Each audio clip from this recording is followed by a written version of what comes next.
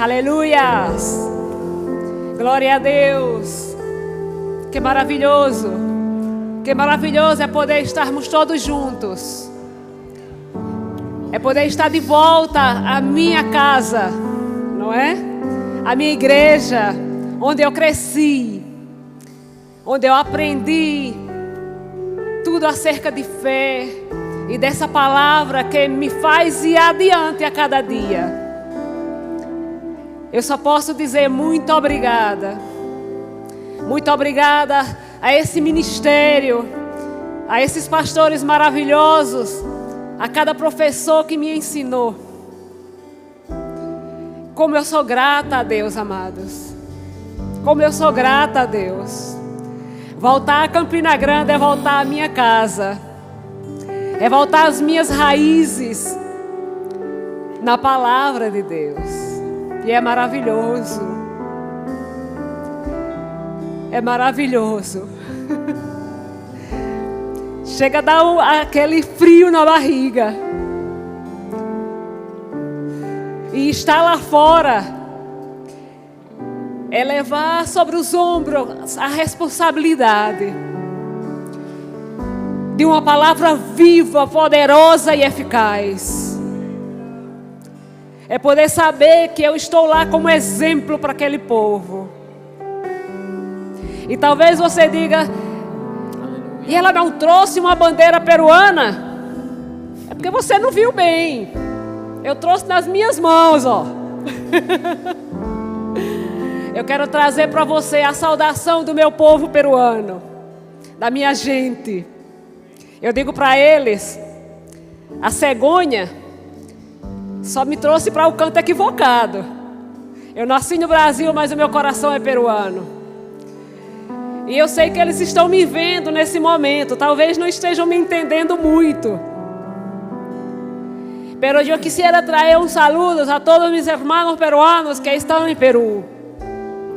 A la hermana Graciela, que no está en Perú en este momento, pero sino que está en Italia, junto con su esposo Cayetano. Quisiera traer un saludo especial también a la hermana Liliana, que está en Italia. No, que ya salió de Italia y ahora está en Canadá. Pero también está viendo ese culto en este día. Y quisiera traer un saludo especial a la pareja de hermanos María Elena y el hermano Ricardo.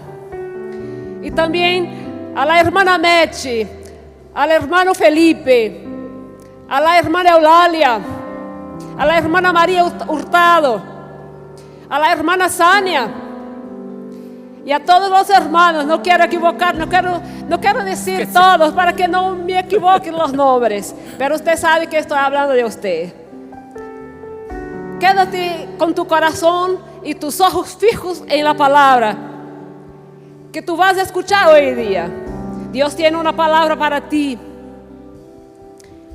No saque tus ojos de la pantalla, porque Deus vai falar a tu coração. Então, é tão maravilhoso, queridos, saber que você carrega uma palavra tão poderosa, uma palavra capaz de transformar vidas. Eu gosto muito de um exemplo assim. Quantas vidas, quantas eternidades você poderá mudar? Amém? Eu penso assim: quando eu chegar naquela grande multidão no céu, eu quero encontrar muita gente. Mas o que eu gosto de pensar, queridos, é quantas vidas minha própria vida pode alcançar, quantas eternidades minha vida pode mudar. Então, a palavra que foi depositada aqui dentro, ela foi depositada aqui dentro não só para mudar a minha vida, mas para mudar a eternidade de outros. Amém? Então que a palavra que você tem recebido, queridos, não seja só para você. Essa palavra mudou a sua vida, mas ela precisa mudar a vida de outros também. Amém? Então, receba a saudação do meu povo peruano. Eles precisam de você. Precisamos de ajuda. Precisamos de pessoas disponíveis. E a nossa oração tem sido: Senhor, levanta missionários, Pai, homens e mulheres, com o coração disposto, Senhor, e com o chamado para pastorear nações. Amém? Porque como diz a palavra, erguei os vossos olhos, porque os campos estão brancos. Amém? Aleluias. Eu sei que depois vai passar algumas imagens aqui do que estamos fazendo lá no Peru. A obra é muito grande e só somos nós dois, por enquanto. Porque eu tenho certeza, amados, que nesse momento Deus está levantando corações para se unir a esta visão. E esta visão não é nossa, é a visão de Deus. É para alcançar o seu povo. Amém?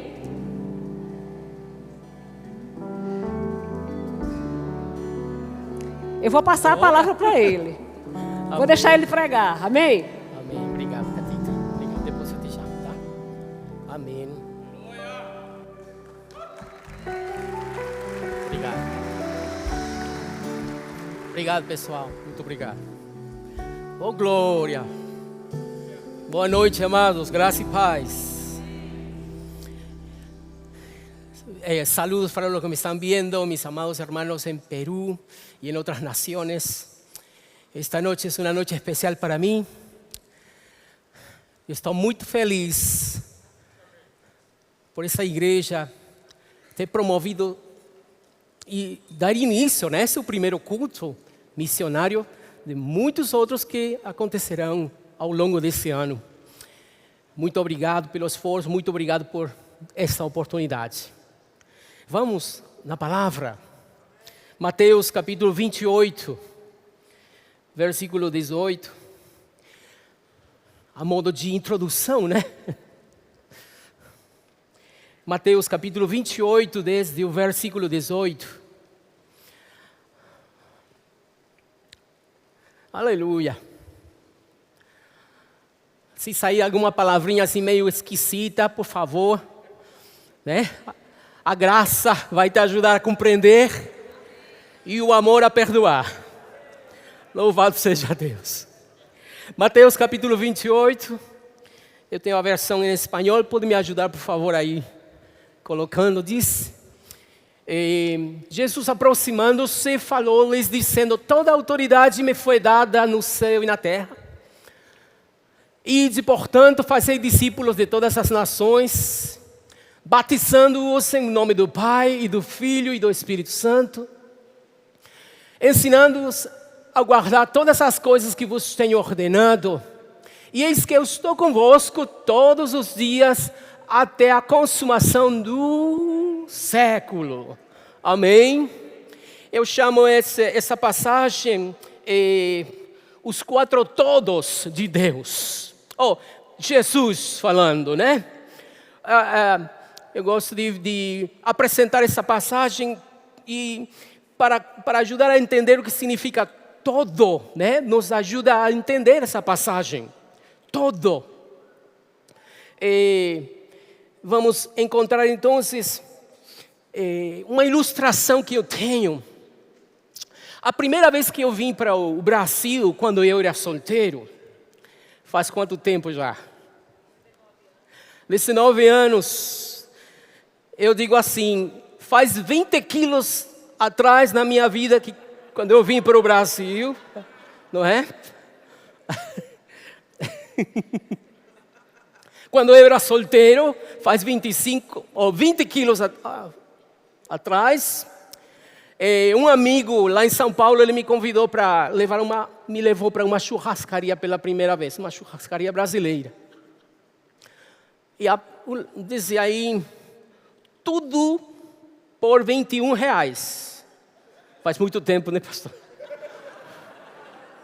Aí quando me levou para lá, tudo por R$21, eu perguntei para o garçom, pode comer à vontade. Ele olhou, um baixinho, magrelo, pode comer à vontade, tudo por R$21.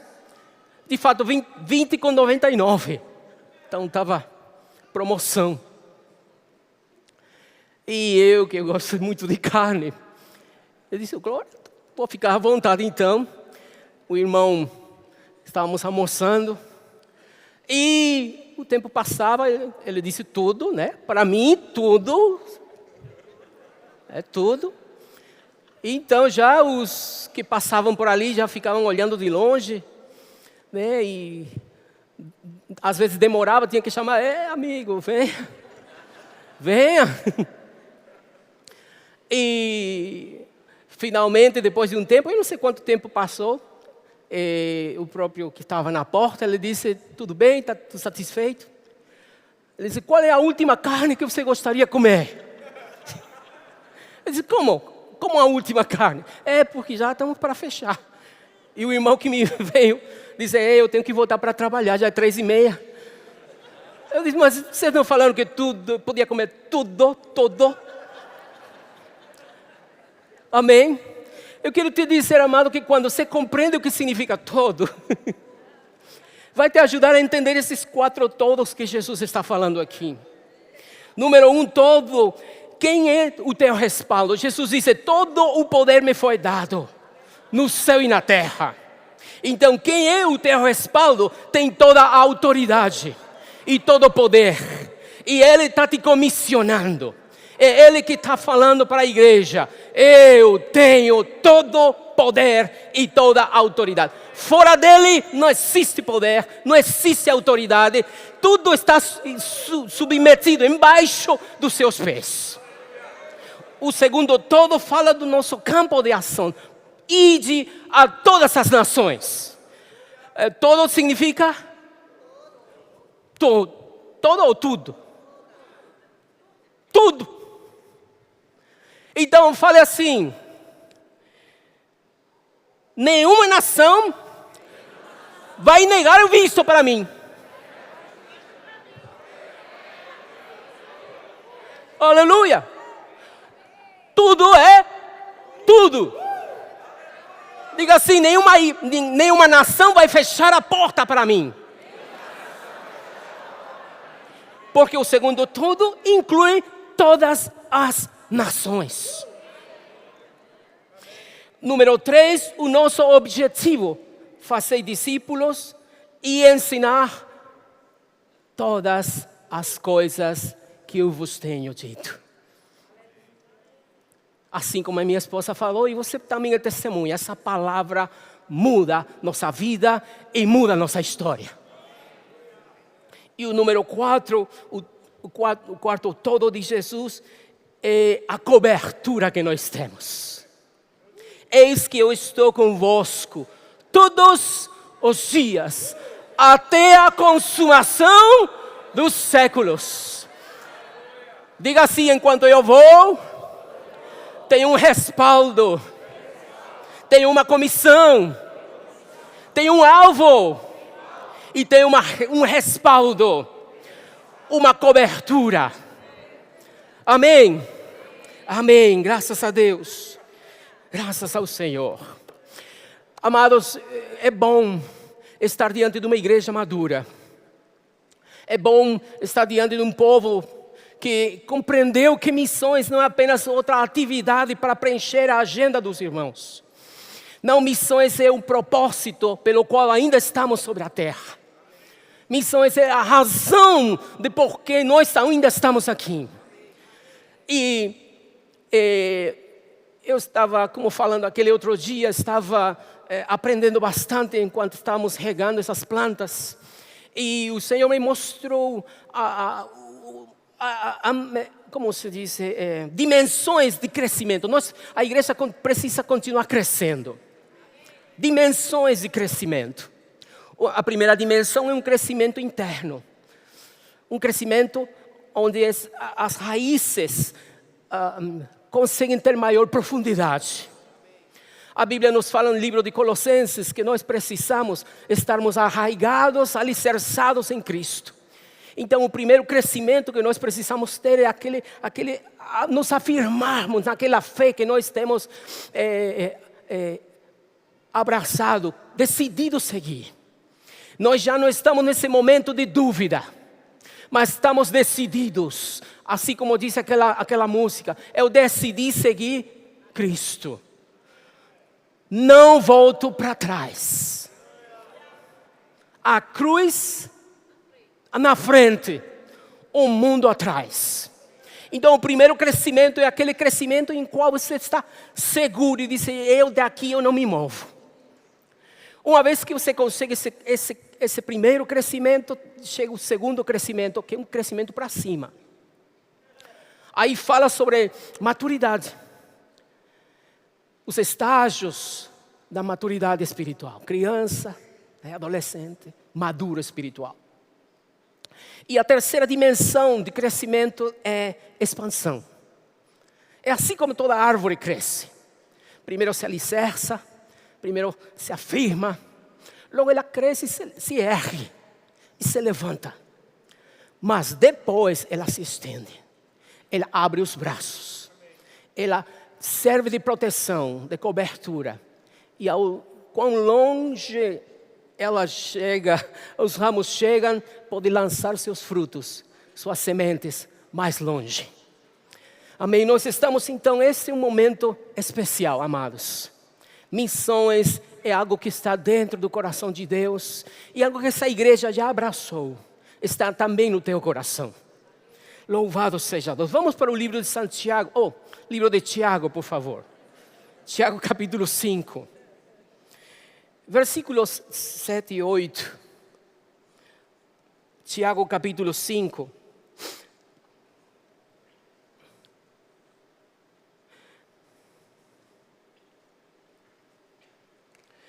Versículo número 7 diz: sede, pois, irmãos, pacientes, até a vinda do nosso Senhor Jesus.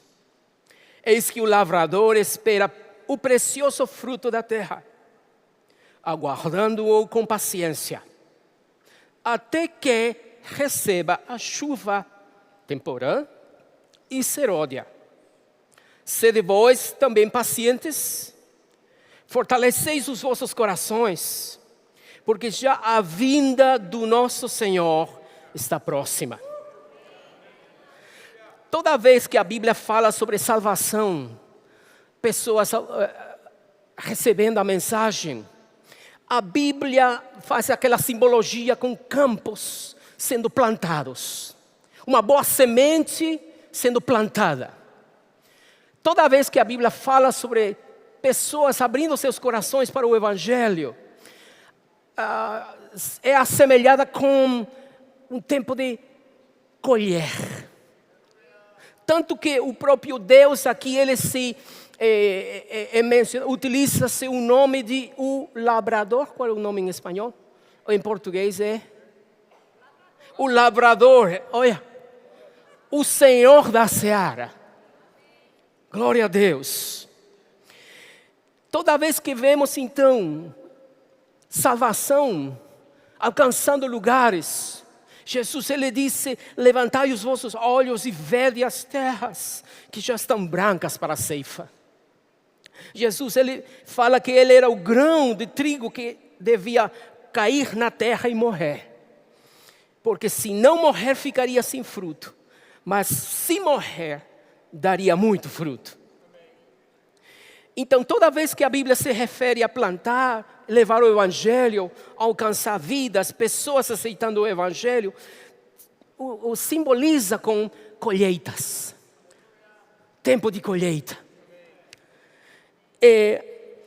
E o enlace, faz um enlace também com os tempos finais. Diz que nós precisamos também ter paciência, porque a vinda do Senhor está próxima. Quando nós aprendemos, entramos nessa simbologia de uma seara, nós precisamos entender que naquele tempo se plantavam os campos, se esperava as chuvas, não tinha aquela irrigação que nós temos no dia de hoje, dependiam das chuvas, dependiam da natureza. E quando chegava a estação, os ceifeiros saíam para colher as espigas. E todos estão trabalhando no campo, levam essas espigas, juntam as espigas e quando terminam de colher todo esse campo, já é levada a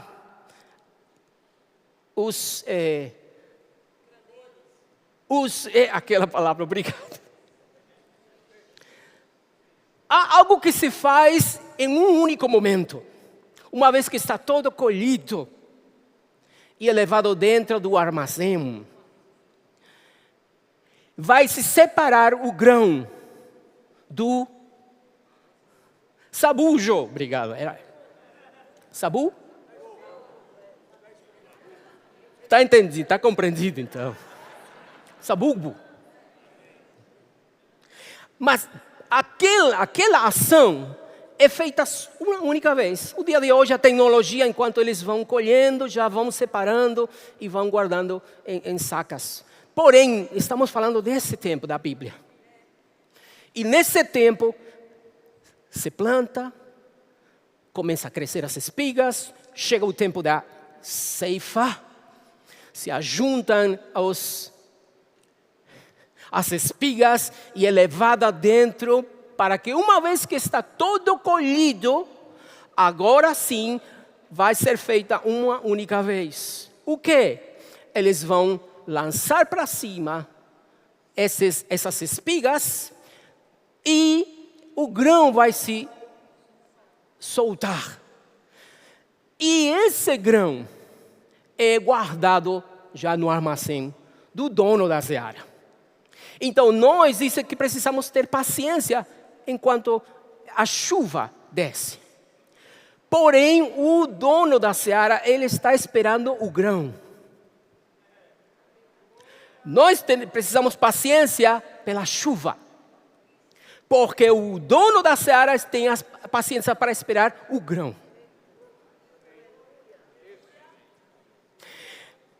E como eu falei, algo que era feito em uma única vez. Você já está entendendo o que eu estou falando? Por isso que a Bíblia está falando sobre seara, está falando sobre colher, mas está juntando essa ação de colher com a vinda do nosso Senhor Jesus Cristo. Porque aquela separação do grão do sabugo é feita uma única vez nessa ilustração. Me pergunte quando é que vai acontecer nas Escrituras. Você sabe quando? A vinda do nosso Senhor está próxima. Quando Ele voltar, o grão que é verdadeiro vai ser descoberto. Então, é como lançar as espigas para o ar. E essa espiga vai se abrir. E o verdadeiro grão vai se mostrar. E o dono da seara vai colher todos esses grãos. E vai levar e vai guardar no seu armazém. Você está entendendo, amado irmão? Então, missões é o propósito pelo qual nós ainda estamos aqui. Porque o dono da seara tem paciência esperando abundantes grãos para ser guardados no seu armazém. Você está me entendendo? Eu tenho um tempo, então vamos ver no livro de 2 Tessalonicenses que existe esta ordem, esta forma de Deus agir. Deus, Ele é um Deus de ordem. E as coisas estamos nos aproximando para o final. Estamos nos aproximando para aquele momento. E eu te digo, Deus tem uma ordem, uma forma de agir. Vamos ler 2 Tessalonicenses capítulo 2, versículo 1, de número 1 até o versículo 8. Disse: irmãos, rogamo-vos pela vinda de nosso Senhor Jesus Cristo e pela nossa reunião com Ele, que não vos movais facilmente do vosso entendimento, nem vos perturbeis, quer por espírito, quer por palavra, quer por epístola, como de nós, como se o dia de Cristo estivesse já perto. Ninguém de maneira alguma vos engane, porque não será assim sem que antes venha a apostasia e se manifeste o homem do pecado, o filho da perdição, o qual se opõe e se levanta contra tudo que se chama Deus. Vamos pular para o versículo seguinte, diz: agora vós sabeis o que o detém, para que a seu próprio tempo seja manifestado. Porque já o mistério da injustiça opera. Somente há um que agora resiste até que do meio seja tirado. E então será revelado o iníquo, a quem o Senhor desfará pelo assopro de sua boca e aniquilará pelo esplendor da sua vinda. Nós vemos aqui claramente dois eventos, mesmo que está falando de 4. Fala primeiramente de um iníquo que está se manifestando, o qual o Senhor Jesus Cristo, na sua segunda vinda, aniquilará com o resplendor da sua vinda. Só que nós sabemos que esse iníquo anticristo só se manifestará dentro do período da grande tribulação, o dia do Senhor. E nos diz que aquele iníquo não pode se manifestar antes. Lembre-se, quando ele se manifestar, o Senhor Jesus Cristo, no tempo bíblico certo, chegará e o destruirá. Então temos pelo menos uma ordem que vai se mostrando aqui. E nos diz que esse iníquo não pode se manifestar porque precisa que algo seja tirado. Existe algo que o detém. Mas quando aquilo seja tirado, então é como um ponto de início. Quando aquilo é tirado, vamos dizer assim, o dia da ira do Senhor começa e nesse período se manifesta o iníquo, ao qual o Senhor Jesus Cristo aniquilará na sua segunda vinda. Então temos algo que é tirado, dia da ira, manifestação do iníquo, o qual o Senhor Jesus Cristo aniquilará na sua segunda vinda. Você vê, existem então uns eventos que vão acontecer, mas não vão acontecer de qualquer forma, nem em desordem, nem desorganizados. De fato, existe algo que vai, como se diz, destravar e dar início. Dar início. As outras coisas estão esperando que isso aconteça. E quando esta aqui acontecer, as outras vão em ordem e se desenrolando uma após outra. O que é isso que está detendo, parando todas essas outros eventos de acontecer? A Bíblia não fala como apostasia, mas também a Bíblia fala como algo que precisa ser tirado do meio. Algo que precisa ser tirado, que enquanto estiver presente, aquelas outras coisas não podem acontecer.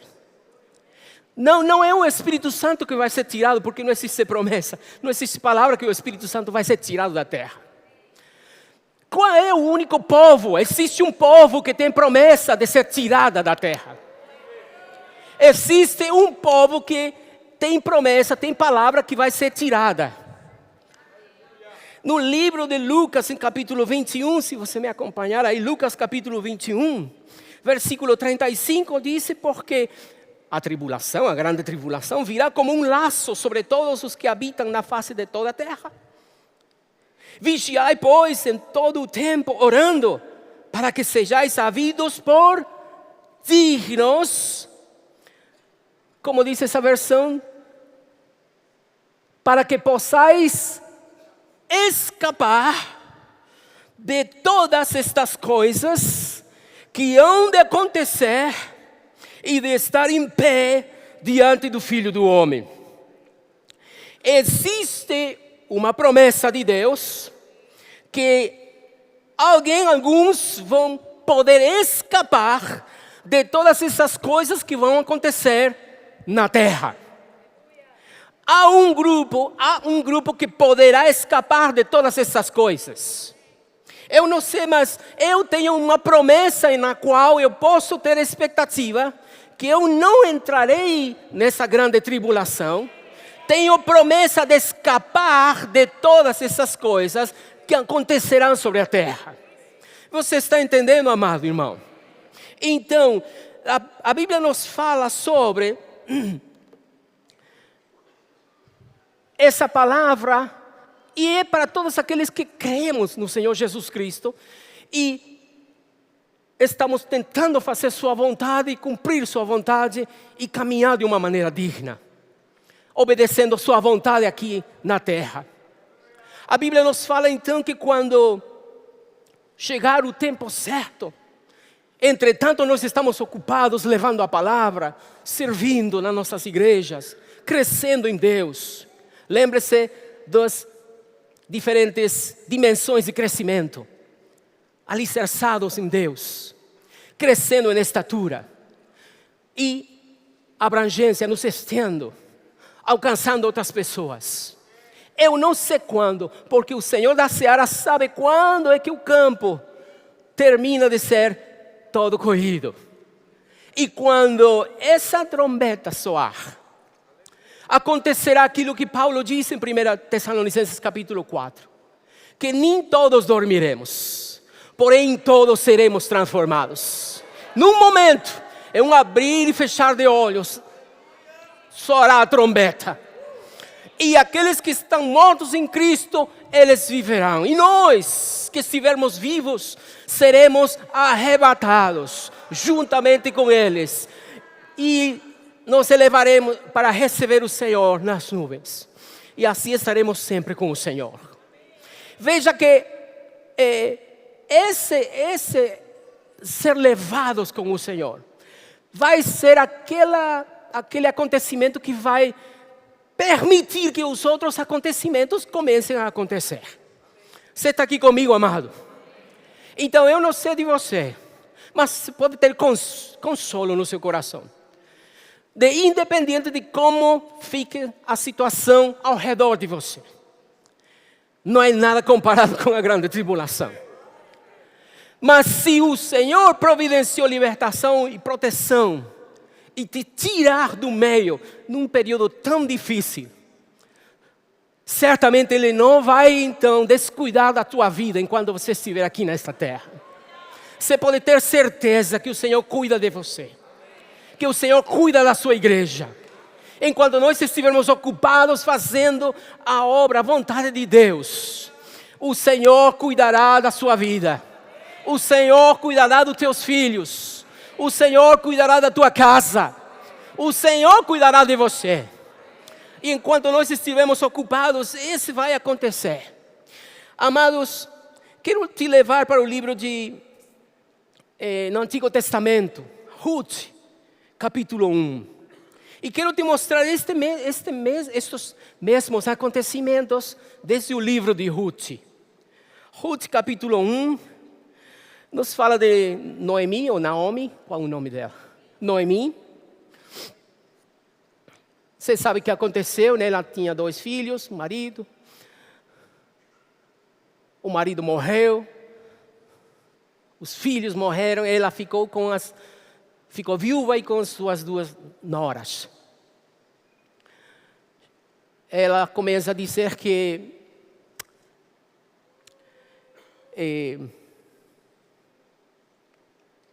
ela disse, o Senhor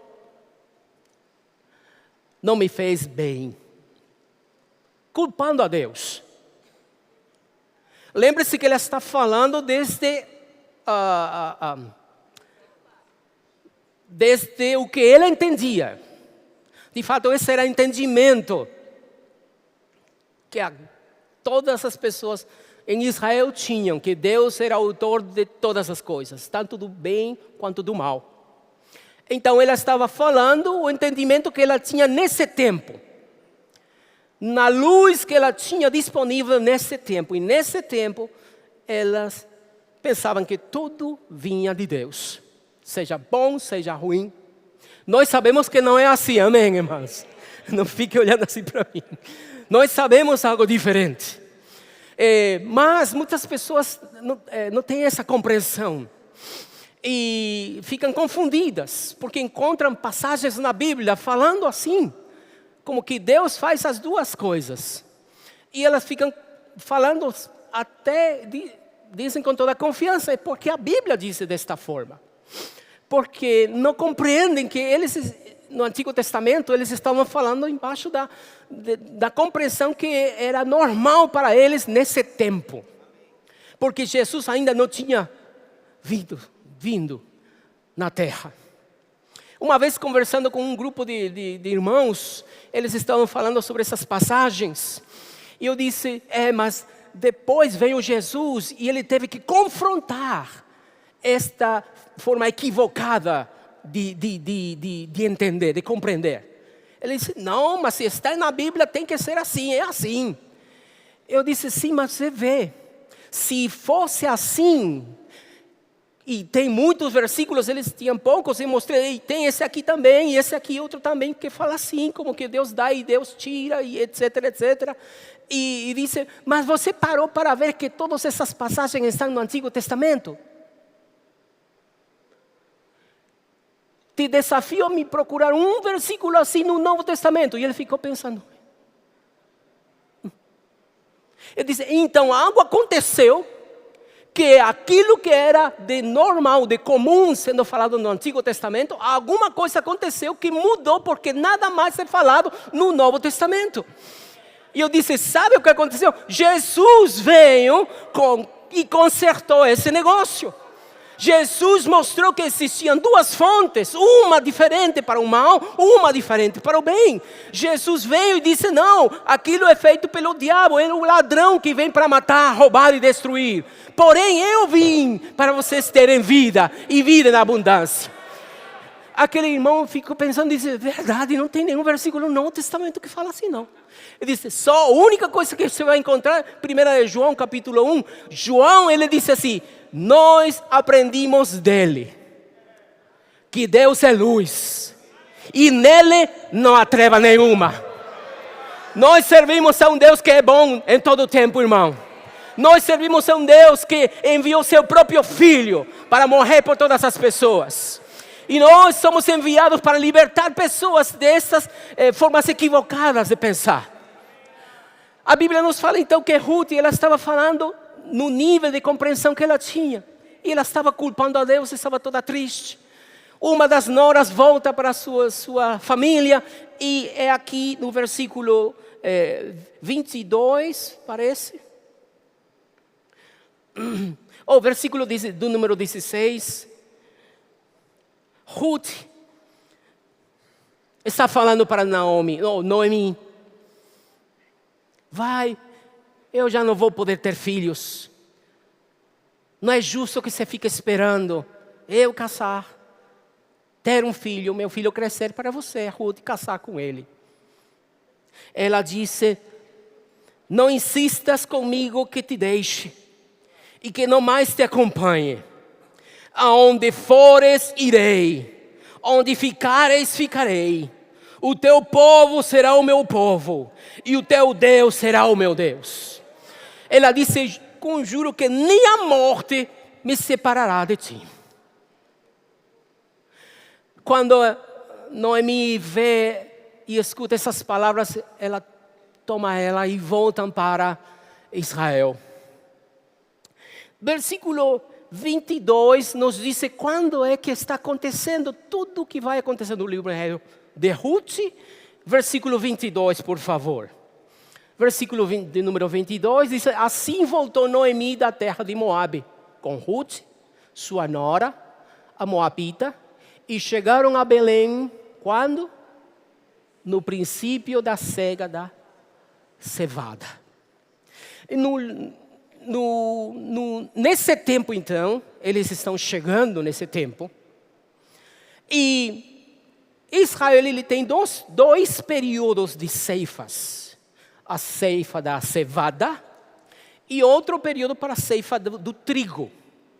Dois são espigas as duas, porém, muito parecidas, porém são distintas, porque o grão do trigo é mais duro. Então, eles chegam para Belém no tempo da colheita da cevada. Noemi, ela perdeu tudo. Existia em Israel uma lei pela qual, depois de 50 anos, né, eles podiam ter jubileu. O ano do resgate. Recuperar tudo que eles tinham perdido. Porém, parece que estava muito longe de se cumprir, porque quando ela chega, a única outra opção que ela tinha, segundo a lei, era ter um parente que possa remir, comprar, recuperar tudo que ela perdeu, comprar e devolver para ela.